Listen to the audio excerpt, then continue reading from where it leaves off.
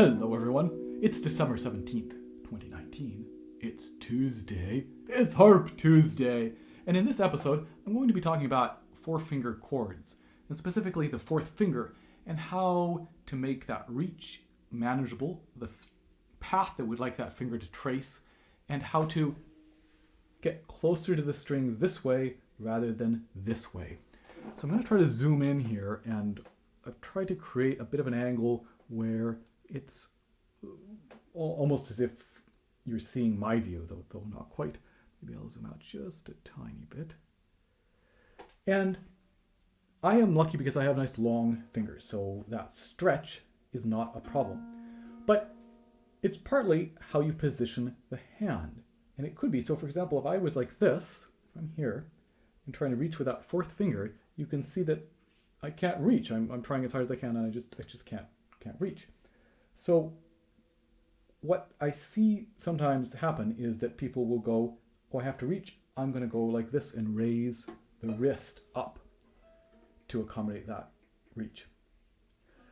But I think it's much better to go down with the wrist, so rather than up, to go down and closer, to change this angle of the thumb. So instead of the thumb being in front of the base of the thumb, for example, that will move the base of the thumb away from us, and the whole hand away from us. The back of these fingers might even touch the strings, and now you can see this reach is suddenly so easy for me, right? So I go from here, I can't even grab that, to here, where I have plenty of room, and for example, I can maybe even grab that. Don't know that I could play them all at the same time particularly well, but certainly this shape, where I have a fifth between here, or even a sixth for me, is possible. And you can see it's not because I'm reaching out with my wrist like this, it's because I'm coming down, moving the back of these fingers into the strings, and creating the reach this way. Because if you think about how you can go from the thumb to this fourth finger, what's the most effective way? Flattening out that angle, so that the higher we have the thumb and the lower we have the finger, the more this line that's here is now at an angle instead of being straight across, right? The bigger the stretch, the more we will flatten this angle. Even though, yes, normally we would like the thumb higher than the finger.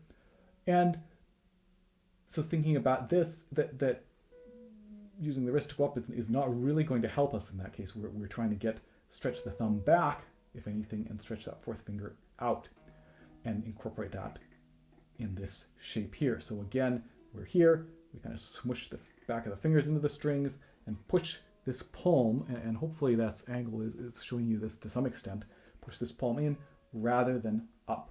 So think wrist and base of the palm towards the strings rather than up. And the other thing, of course, that's tricky is the path that the fourth finger will trace.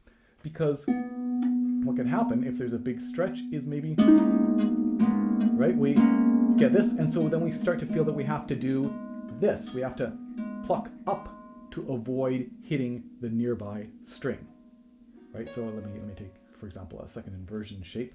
Here's an F chord, F flat, and you might start to get paranoid about that, and again start to try and go like this rather than being able to close. So one of the keys to that, right? Can I zoom in a tiny bit more? I think I can. Yeah, let's try that.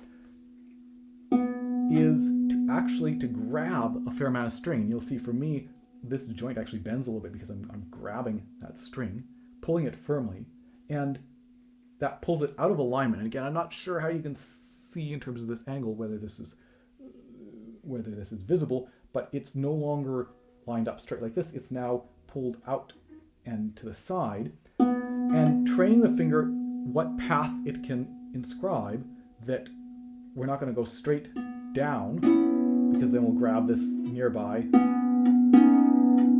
string, but we're not trying to go straight up or out, so it's an angle, right? We pull it out of alignment a little bit, and then you can see I can firmly, and even with a big huge stretch, and now I'm no longer able to use quite the same side of the finger, it's a little flatter, but I can still trace this path where I'm thinking about a nice close right? I'm still thinking about this nice full close.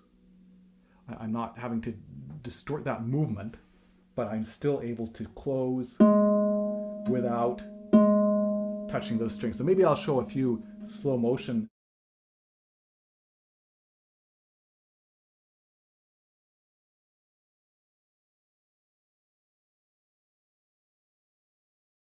shots of that,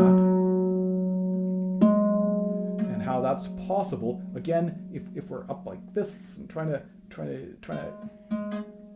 pluck up, I think that's just not going to work as well as lowering the hand a little bit and finding that angle that you can close firmly without. And here maybe if I move these fingertips out of the way, that gives another look at that path that the fourth finger is tracing. So just a short episode that hopefully gave you some food for thought, because again, those four finger chords, right, they can be challenging. But again, that idea of not going up with the wrist, but going away from you and down with the wrist, and of working on being able to still close that fourth finger. We don't have to pluck up with it, but trying to figure out and find that and replicate that angle that allows you to do that without grabbing the nearby strings. So hope that was useful. I will see you next week, because I missed a Harp Tuesday. It's been very busy last few weeks, but I'm on holidays now. One more concert tomorrow, and then I'm finished for the year. So I have a Harp Tuesday episode planned for next week. I'll see you then. Cheers.